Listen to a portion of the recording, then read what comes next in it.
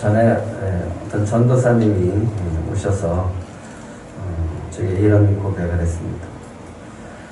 목사님, 저에게는 사랑하는 여인이 있습니다. 그런데 결혼도 하고 싶었지만 결혼할 형편이 못해서 헤어졌습니다. 너무 사랑스럽고 소중하고 귀한 딸이기 때문에 제가 사모로서 평생 고생시킬 거 생각하니까 가슴이 아파서 너무 귀한 딸 어떻게 제가 데려오겠습니까? 그래서 그냥 포기했습니다. 이렇게 얘기를 하시더라고요. 그 얘기를 듣는 순간에 너무 속상하고 안타까워서 아니 그래도 그러면서 더 이상 말을 잇지 못하겠어. 내가 하고 싶었던 말은 아니 그래도 당신 전도사님 아닙니까? 예수 믿는 사람 아닙니까? 사랑하는 여인과 함께 주님이 주시는 비전을 가지고 함께 달려가자고 그렇게 얘기하고 결혼할 수 없습니까? 이렇게 얘기를 하고 싶었는데 할 수가 없었습니다. 참 그 얘기를 한다라고 하는 것이 이제는 좀 어려운 시대가 되지 않았나라는 생각을 해보고 얼마 전에 청년 목회하시는 목사님이 하셨던 말씀이 생각이 나서 더 그런 얘기를 할 수가 없었습니다. 요즘 청년들이 상담하러 와서 이렇게 얘기를 하면 참 반응을 엉뚱하게 한다라고 해요. 야 그래도 대학은 가야지 라고 권면을 하면 우리 청년들이 그런데요. 그럼 목사님이 등록금 내줄 거예요? 이렇게. 야 그래도 취직을 해야지. 취직하고 싶어서 취직 저기 하기 싫어서 안 합니까? 그럼 목사님이 취직시켜 주실 거예요? 이렇게 얘기를 합니다. 야 그럼 결혼을 해야지. 그러면 뭐라고 할까요? 목사님이 집 사주실 거예요? 그래서 목사님이 청년들에게 이제는 이렇게 얘기한다고 합니다. 그래, 네가 알아서 해. 목사로서 사람들과 상담을 하고 목사로서 사람들과 상대를 할 때 자꾸만 이 세상에 우리 목회자의 입을, 목사의 입을 다물게 한다라는 것을 느끼게 되어집니다. 더 이상 목사의 권면이나 조언을 좀 듣기를 거부하는 시대가 된 거 아닌가라는 그런 두려움이 저에게 찾아오고 있습니다. 목사가 목사의 역할을 감당하지 못하는 세상에서 지금 살고 있는 것은 아닌가, 이런 두려움이 점차 저에게 다가오고 있고 점차 그 두려움이 커지고 있습니다. 권위가 떨어졌다. 그럴 수 있겠죠. 하지만 정말 그 영혼을 위해서 던져지고 그 영혼을 위해서 얘기함에도 불구하고 자기의 생각에 갇혀있고 이제 더 이상 세상은 그렇게 될 수 없다라고 하는 그런 잘못된 믿음 속에서 듣지 않으려고 합니다. 어려운 삶의 문제를 가지고 온 성도들 앞에서 저는 참 갈등을 만회하게 되어집니다. 지극히 원론적인 말, 아니 그게 정말 주님이 원하시기에 기도하셔야죠. 말씀 붙잡고 기도하셔야 됩니다. 아니 그럴수록 더 간절히 주님을 바라보고 기도하십시오 라고 얘기할 수밖에 없습니다. 근데 그 얘기를 하고 돌아서면 제 안에서 자꾸만 이런 소리가 들려요. 정말 그게 정답일까? 정말 그게 최선일까? 좀 더 실질적인 조언을 해줄 수는 없을까? 좀 더 적극적인 도움을 줄 수 있는 그런 방법을 제시해 줄 수는 없을까? 누가 몰라서 기도 안 하나? 누가 몰라서 말씀 보지 않나? 이런 상황에 기도만 하고 있으면 정말 될까? 누가 모릅니까? 그래도 실질적인 도움을 줄 수 있어야 하지 않겠습니까? 라고 반문을 하지 않을까? 그래서 저는 다시 주님께 묻습니다. 제가 어느 선까지 권면을 해줘야 되고 어느 선까지 제가 조언을 해줘야 됩니까?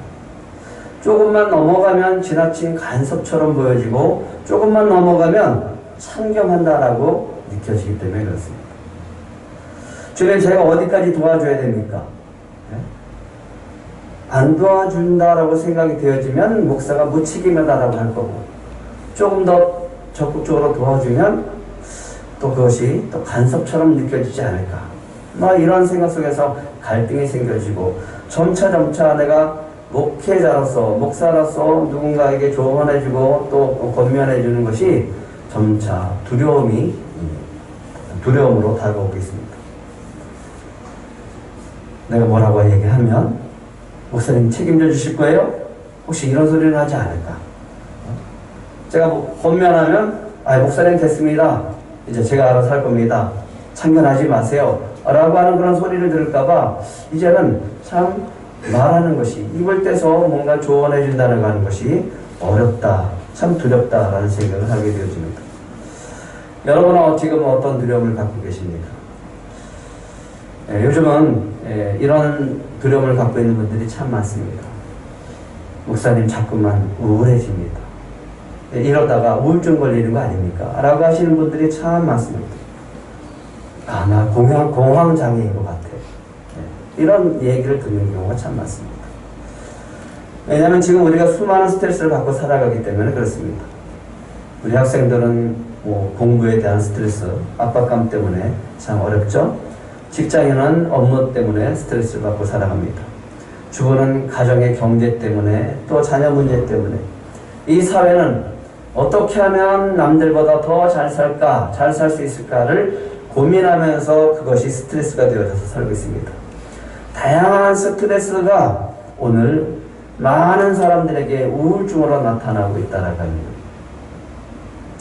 가장 많이 증가하고 있는 연령대, 우울증이 가장 많이 증가하고 있는 연령대가 어느 선대라고 제가 얘기했는데 꼭 기억하십니까? 잘 모르겠어요? 20대입니다. 지금의 청년들이 가장 우울증을 많이 앓고 또 증가하고 있다고 합니다. 20대가 미래에 대한 불안 때문에 그렇다고 합니다.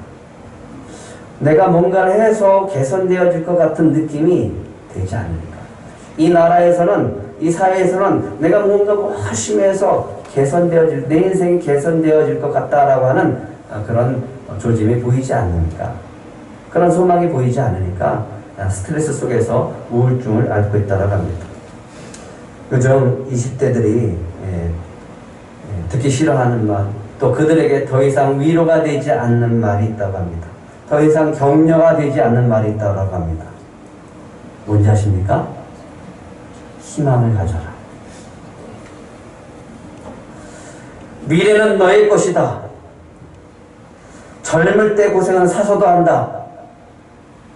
듣기 싫어합니다. 그리고 그들에게는 더 이상 위로와 격려가 되지 않는다고 합니다. 이러니 자꾸만 말을 줄일 수밖에 없어요.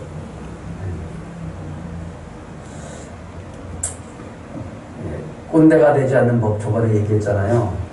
입을 닫고 지갑을 열어라. 참 어렵습니다. 지금 세상에는 참 말을 줄여야 되는 세상이다라는 생각을 해보게 되어집니다.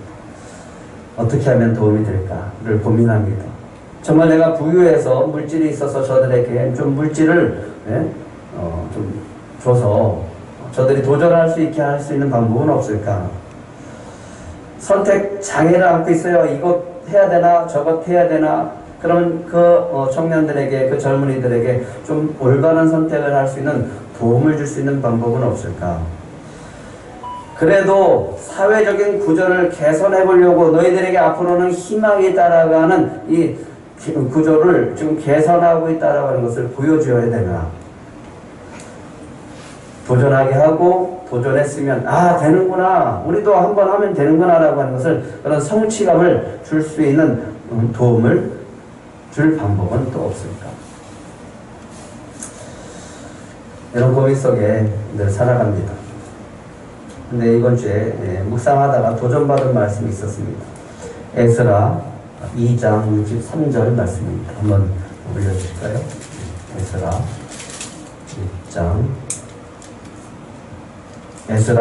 2장 63절입니다. 제가 잘못했습니다. 에스라 2장 63절. 저 위에 있는 본문에 있는 말씀입니다. 한번 같이 읽겠습니다. 시작. 방백이 그들에게 명령하여 우림과 둠밈을 가진 제사장이 일어나기 전에는 지성물을 먹지 말라 하였느니라. 예, 우림과 둠밈은 제사장이 판결의 흉패 안에서 넣어서 갖고 다니면서 하나님의 뜻을 묻는 도구입니다. 이스라엘 백성들이 1차 포로에서 귀환했어요. 그런데도 제사장들 가운데 계보에 그 이름이 올라가지 있지 않는 거예요. 명확하게 나타나지 않는 거예요. 그래서 지도자들이 얘기합니다. 방백이 그들에게 명령하여 우림과 둠밈을 가진 제사장이 일어나기 전에는 지성물을 먹지 말라. 계보에 자기 이름을 찾을 수 없는 제사장들은 아직 제사장의 역할을 감당하지 말아라. 이렇게 얘기합니다. 귀환했을 때 이끌었던 유다 총독이 이렇게 명령합니다. 제사장이 우림과 둠밈으로 하나님의 판결을 물어 그들이 실제로 제사장인지 아닌지 밝혀낼 때까지는 제사장이 먹는 거룩한 음식을 먹지 말라. 다른 번역에는 이렇게 되어 있습니다. 이 말씀을 보면서 이것이 있으면 우리 젊은 세대들도 어렵고 힘들어하고 갈등하는 이 세대에 참 소망이 되지 않을까. 그런 소망이 생기는 거예요. 뭐예요? 우리 안에 우림과 둠밈을 갖고 있는 거예요. 그래서 하나님의 뜻을 물어보면 하나님의 그 뜻을 알려주잖아요. 얼마나 좋아요. 여러분들 가슴에 우림과 둠밈이 있기를 축복합니다. 어떻게 하면 도움이 될 수 있을까? 이 혼란한 시대에 하나님의 뜻을 몰라서 헤매는 사람들이 있잖아요. 하나님, 우림과 둠밈이 저에게 있습니다. 하나님의 뜻을 보여주시옵소서. 얼마나 감사할까요? 저는 여러분들이 하나님의 뜻을 분별할 수 있는 거룩한 제사장들이 되기를 축복합니다. 두 번째, 에스라 2장 69절의 말씀이었습니다. 한번 같이 읽을까요? 시작.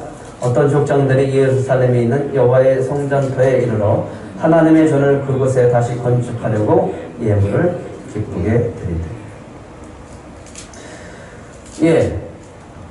여기에 포로 귀환한 사람들이 지금 뭘 하려고 하냐면 계보에 있지 않은 사람들을 찾는 거고, 자신의 그 혈통을 찾아가는 거고요.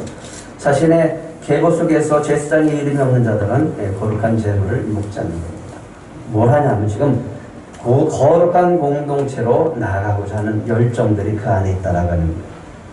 그런데 지금 이제는 성전을 지어야 되라, 성전을 지라고 하나님이 그렇게 해서 포로 귀환했습니다. 이때 성전 건축을 위해서 앞장서는 사람이 있습니다.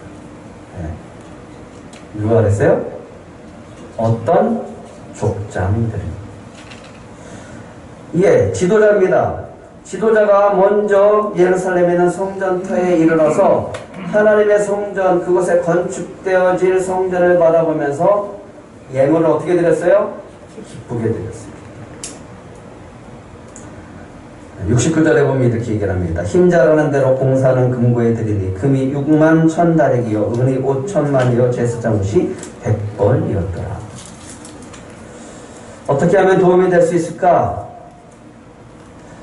더 이상 어른으로 보지 않는 이 시대에 어떻게 해야 될까? 이때 당시는 족장들이 먼저 성전 건축을 위해서 이 예물을 기쁘게 드리는 그 모습을 사람들에게 보였습니다. 조언해줘도 안 되어지고 권면해도 안 되는 이 시대에 어떻게 해야 되는가? 라고 하는 거예요. 그렇다면 말보다는 행동으로 먼저 보여주죠.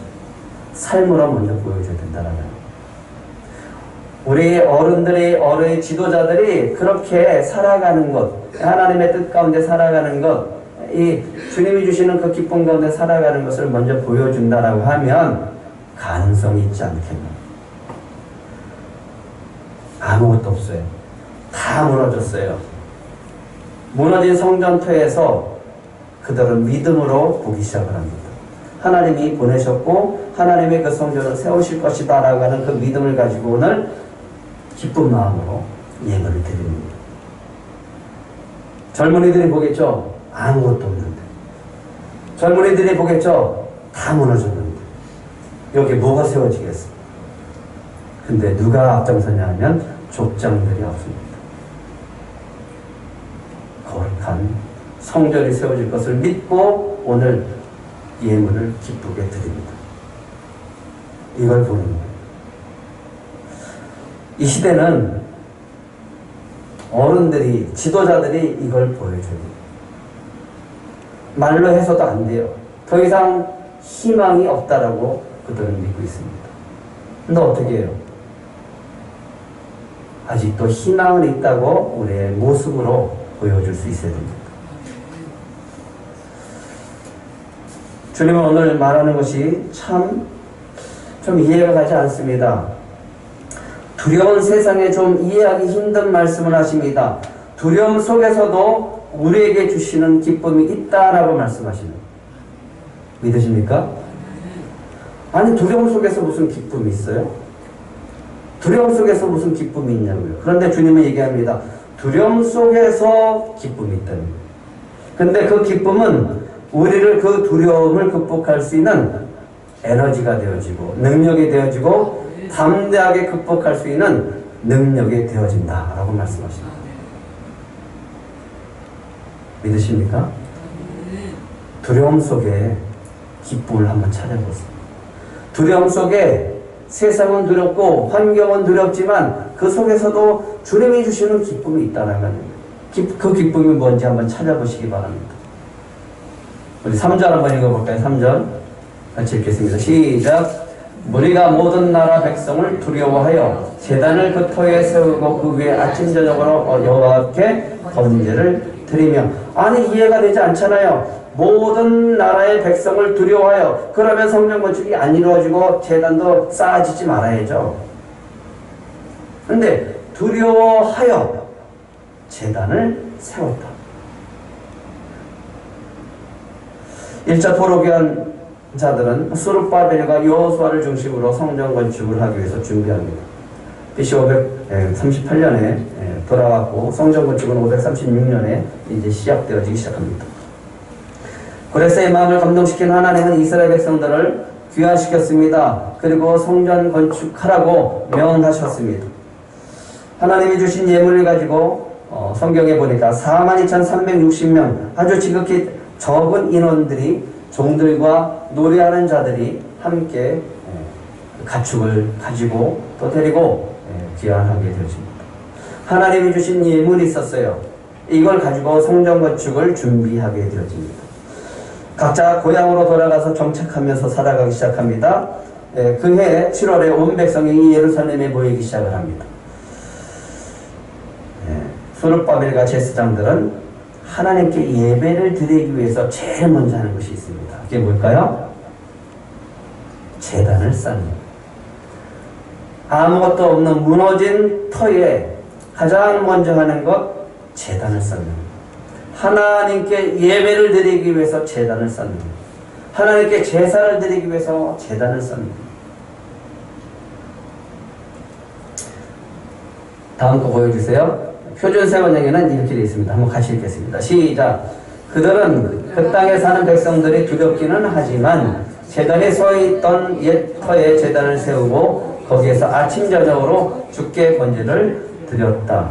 예, 참 놀라운 말씀이에요. 그들은 그 땅에 사는 백성들이 두렵기는 하지만, 아니 그 두려움이 있으면 모든 것들이 멈춰져야 되는데도 불구하고 두렵지만 제단을 쌓는, 두렵지만 성전의 기초를 놓는.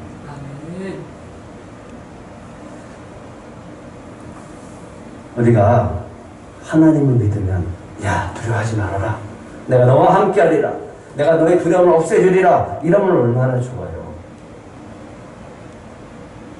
근데 여기 보니까 두려움은 있지만 제단을 쌓는 갈등이 생깁니다. 아니 하나님이 두려움을 없애주시옵소서라고 했는데 두려움은 있는데 그 두려움 속에서 제단을 쌓는 이미 그들은 70년 포로 생활하는 가운데 이방 민족들이 들어와서 살고 있었어요. 북쪽은 완전히 그 이방 사람들로 혼혈족들로 가득 찼고 눈치가 보여요. 혹시 저들이 방해하면 어떻게 하지? 혹 저들이 우리를 공격하면 어떻게 하지? 군사가 있는 것도 아니에요. 무기가 있는 것도 아니에요. 그냥 그들이 공격하면 무너질 수밖에 없고 당할 수밖에 없는 이 연약한 백성들. 그런 두려움 속에서도 그들이 하는 게 있습니다. 뭐냐면 제일 먼저 예배가 회복되기를 간절해요. 하나님께 예배가 회복되기를 간절히 원하는 거죠. 얼마나 간절했을까요? 그동안 우리는 저 예루살렘의 성전에 있었습니다. 다시 돌아가면 우리는 그 예루살렘 성전에서 예배를 드릴 겁니다. 그러면서 그들은 70년을 기다렸어요. 다시 돌아왔어요. 두려움은 있어요. 그런데 예배를 위해서 오늘 제단을 쌓습니다. 두려움이 있습니까? 여러분들이 예배의 소중함을 느끼시고 예배를 정말 주님 앞에 드려보시기 바랍니다. 근데 놀라운 것이 있어요. 그게 뭐냐 하면 기쁨이에요. 두려움 속에서 이 예배를 드리기 시작을 하니까 주시는 은혜가 있는데 바로 그게 기쁨이랍니다. 정착해서 살고 있는 백성들이 혹 텃세를 부리면 어떻게 하나, 트집 부리면 어떻게 하나, 시기와 질투 가운데 조금 있으면 방해한다라고 하는 것을 우리가 너무 잘 알고 있죠. 말도 안 되는 것을 억지로 부려요. 그리고 폭력을 행사합니다. 그리고 방해하고 협박합니다. 그런데 무슨 기쁨이 있을까? 근데 거기 놀랍게도 무너진 터에 제단을 쌓을 수 있게 하는 기쁨입니다. 무너졌어요. 근데 무너진 곳에 지금 하나님을 위해서 하나님 앞에 제단을 쌓을 수 있는 은혜를 허락해 주셨다라는 거예요. 코로나로 예배를 드릴 수 없었던 그런 상황 속에서 우리는 예배의 소중함을 알게 되어졌습니다. 이 시대 청년들은 예배가 무너져 버렸어요. 소망합니다. 그래도 아직 소망이 있는 것은 그들에게 예배에 대한 갈망이 아직도 남아있다라고 하는 거예요. 예배를 통해서 그들이 다시 회복되어지기를 축복합니다. 두려움 속에서 주시는 기쁨이 있습니다. 그게 뭐냐 하면 그 제단 속에서 제사를 드리면서 주님과 만나는 그 은혜입니다. 예배를 드리면 반드시 주님은 그 영혼들을 예배자를 받으시고 만나 주실 줄 믿습니다. 저에게 유일하게 살아갈 소망을 주는 것, 그것이 있었는데 그게 뭐냐 하면 새벽 예배였어요. 모든 게 다 무너졌어요. 저는 살아갈 길이 없었습니다. 그런데도 놓지 않고 가렸던 것이 뭐냐면 새벽 예배, 새벽 기도였습니다. 그때 그래서 주님을 만났어요. 그리고 주님이 그곳에서 회복시켜 주셨습니다. 다시 회복되어야 될 것, 다시 일어나야 될 것, 그건 바로 예배의 회복인 적이 있습니다. 예배는 장소의 문제가 아니에요. 마음의 문제입니다. 대상의 문제입니다. 두려움은 사라지지 않았습니다. 하지만 그 두려움 속에서 주님이 주시는 예배의 기쁨이 있습니다.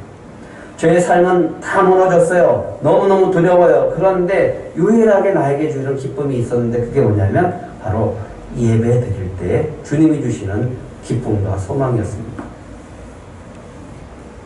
그게 몇 시간 가지는 않았어요. 점심때쯤 되면 사라지더라고요. 그런데 매일매일 그 은혜 속에서 살아가니까 어느 날은 그 모든 두려움이 사라지는 그런 믿음을 허락해 주셨습니다. 여러분에게 지금 어떤 두려움이 있습니까? 예배 가운데 주님이 주시는 놀라운 기쁨 속에서 그 기쁨으로 여러분들이 그 두려움을 극복해 나가실 줄 믿습니다. 4절부터 6절까지 한번 읽겠습니다. 4절부터 6절 시작. 기록된 규례대로 초막절을 지켜 번제를 매일 정수대로 날마다 드리고 그 후에는 항상 드리는 번제와 초월과 여호와의 모든 거룩한 절기와 번제와 사람이 여호와께 기쁘게 드리는 예물을 드리되 일곱째 달 초하루부터 비로소 여호와께 번제를 드렸으나 그때 여호와의 성전 지대는 미처 놓지 못한지라. 이스라엘 백성이 멸망당한 이유는 다른 거 아니에요. 하나님과 맺은 언약을 파괴했기 때문에 그래요. 쉽게 말하면 말을 듣지 않은 거예요. 하나님 말씀에 불순종했기 때문에 그렇습니다. 이방신을 섬기고 그리고 그들이 하나님을 떠났기 때문에 그렇습니다. 결과는 하나님이 하나님을 위해 쌓은 제단을 헐어버리셨어요. 하나님의 그 거룩한 성전을 허물어 버리셨어요. 하나님의 그 위대한 아름다운 백성들을 포로로 끌려가 버리겠어요. 근데 하나님은 절대로 하나님의 것을 버리지 않습니다. 하나님께서 그들을 다시 돌아오게 했어요. 포로에서 돌아오게 하셨습니다. 그 무너진 곳에서 시작하게 합니다. 그곳에서 먼저 제단을 쌓게 하는 거예요. 그리고 이제 성전 기초를 놓기 위해서 준비합니다. 근데 여기 보면 6절에 보면 여호와의 성전 지대는 미처 놓지 못했다라고 했습니다. 기초도 아직 놓지 못했어요. 그런데 이들에게는 두려움이 있었습니다. 혹시나 방해하는 세력이 있으면 어떻게 하나? 혹시나 적들이 쳐들어오면 어떻게 하나? 기존에 살고 있던 사람들이 괜히 시비 걸고 방해하면 어떻게 하나? 그런데도 그들은 하나님께 기쁘게 드릴 수 있었습니다. 이 시대에 가장 큰 두려움은 미래가 없다라는 거예요. 미래의 불확실성이라는 거예요. 어떤 일을 예측할 수가 없었습니다. 어떤 일이 일어날지 잘 몰라요. 당장 내일이 어떻게 될지, 다음 달이 어떻게 될지 몰라요. 이런 모른다라고 하는 이 두려움이 우리에게 가득 채워지고 있습니다. 그래서 사람들은 뭘 가지고 살아가냐면 이 예지력을 갖고 살아갑니다. 야, 오늘은 왠지 이럴 것 같다. 오늘은 왠지 이럴 것 같다. 예수를 믿는 사람들도 그런 느낌을 가지고 살아가더라고요. 야, 오늘은 왠지 이럴 것 같다. 두려움 속에서 우리는 자꾸만 명확하지 않은 것을 붙잡으려고 합니다. 그런데 붙잡아야 될 것이 있습니다. 그 두려움 속에서도 주님이 주시는 기쁨이 있습니다. 얼마나 감사합니까? 오늘 포로에서 자유케 하시고 돌아오게 하셔서 지금 제단을 쌓을 수 있게 하셨고 다 같이 모여서 오늘 절기를 지키고 하나님께 기쁘게 예물 드리고 축제를 벌이고 하나님께 감사의 제사를 드릴 수 있는 것. 이게 기쁨 아닙니까? 우리는 두려움 속에서 살아갑니다. 그런데 두려움 속에 살면서도 우리가 찾아야 될 것은 염려가 아니라 주님이 주시는 기쁨이에요. 예배 가운데 주시는 기쁨. 주님을 찬양하고 주님께 예배 드릴 때 우리에게 주시는 말씀의 은혜. 그 속에서 주시는 약속의 말씀을 붙들 때 주시는 기쁨이 있습니다.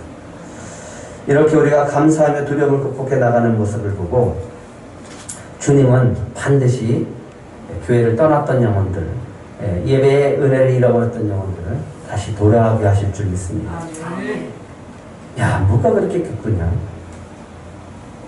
이런 상황에 뭐가 그렇게 기쁘냐?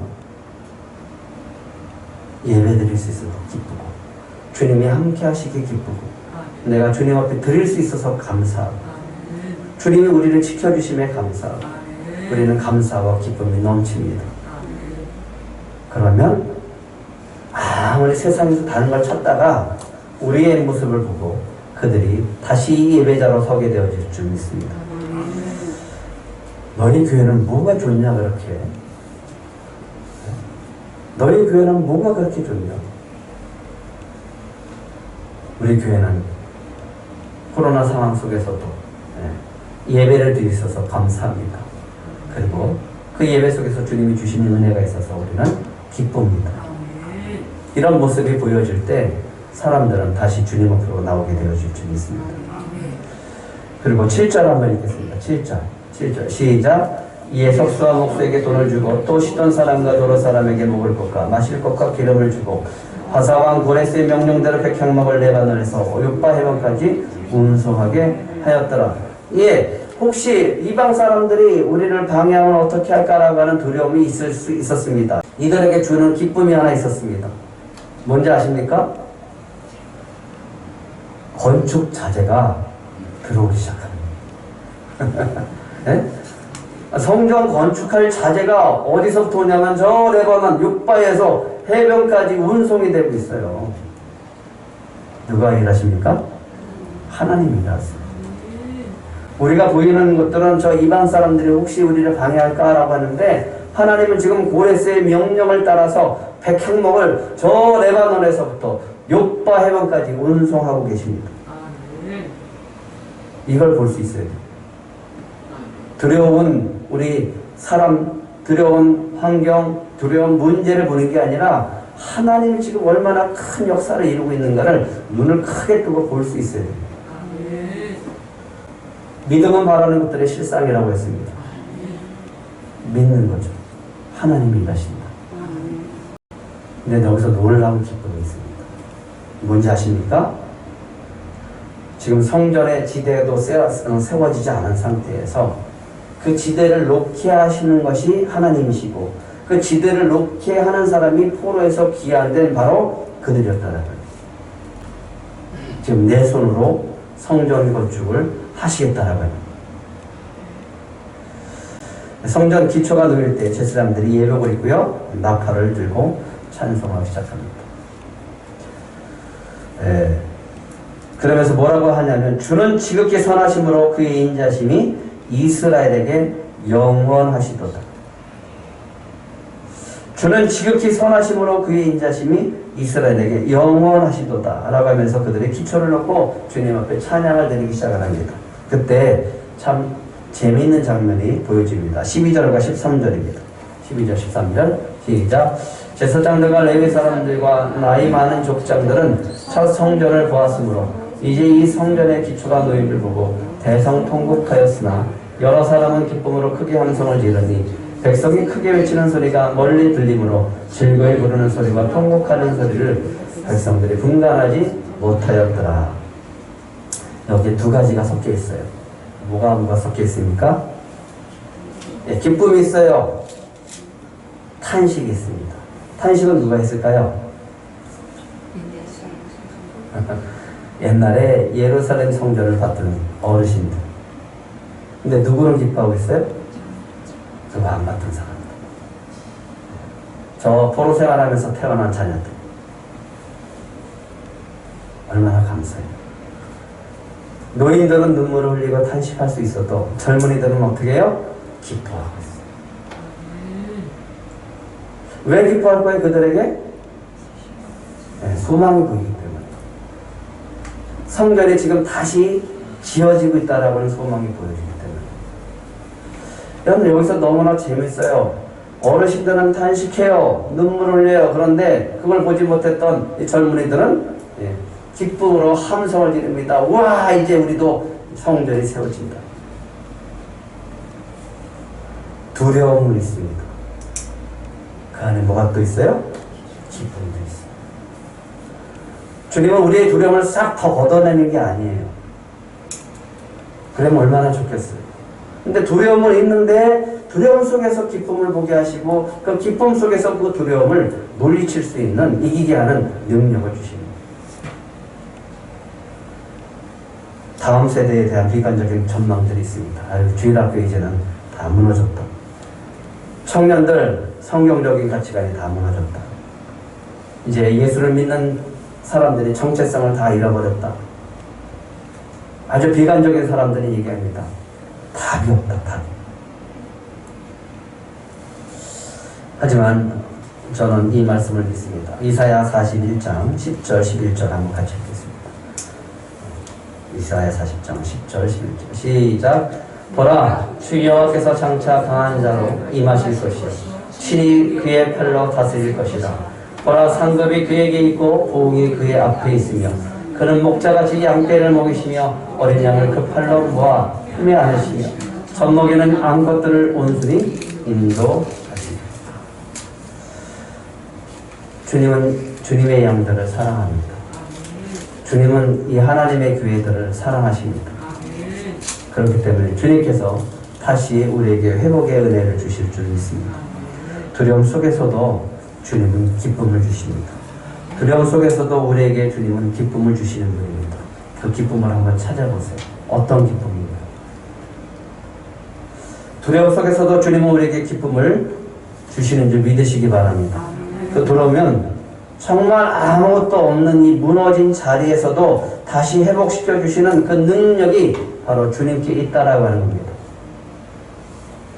무너진 자리에서 다시 시작하게 하시는 주님의 손길이 저와 여러분 안에 지금 온 줄 믿으시기 바랍니다. 무너진 자리에서 우리를 통해서 주님은 소망을 갖고 먼저 우리를 살리셨고 살린 우리를 통해서 죽어가는 영혼들을 살려내게 하실 줄 믿습니다. 이번 주 여러분들이 이 말씀을 가지고 살았으면 좋겠습니다. 그래요. 여러분들 안에 두려움이 있습니까? 그렇다면 그 속에 반드시 주님이 주시는 기쁨이 있을 줄 믿습니다. 그 기쁨이 뭔지 한번 찾아보시기 바랍니다. 반드시 그 기쁨으로 여러분들의 두려움을 이기게 하시고 무너진 모든 자리에서 다시 세우시는 놀라운 역사가 있게 하실 줄 믿습니다.